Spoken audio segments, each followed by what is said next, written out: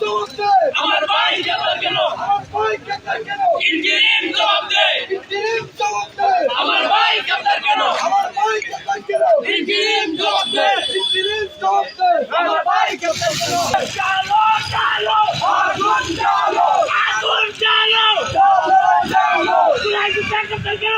Interim জবাব দে মাটি চালা কেন? ইন্টারিম জবাব দে তুই গ্রেপ্তার কেন? ইন্টারিম জবাব দে কথা বলতেছে বাক্সা দিতে নাই আমাদের মিডিয়ার সামনে কথা বলতে অধিকার নাই আমার মিডিয়ার সামনে কথা বলতে নাই কোন আইনে তো সামনে একটা আমাদের বাইরে কথা বলতে পারবে না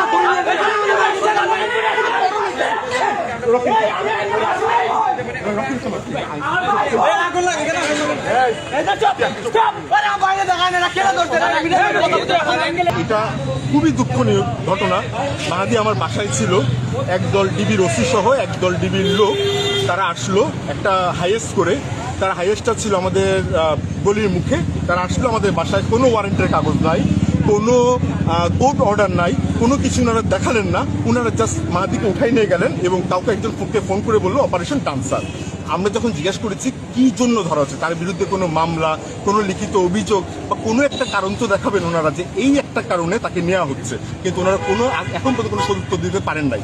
এখন আমরা আমার ভাইরে নিয়ে আমরা খুবই চিন্তিত এবং আমরা দোয়া চাই হবিগঞ্জের মানুষের কাছে তার জন্য, এবং থানা থেকে আমাদের কোনো কিছু জানানো হচ্ছে না।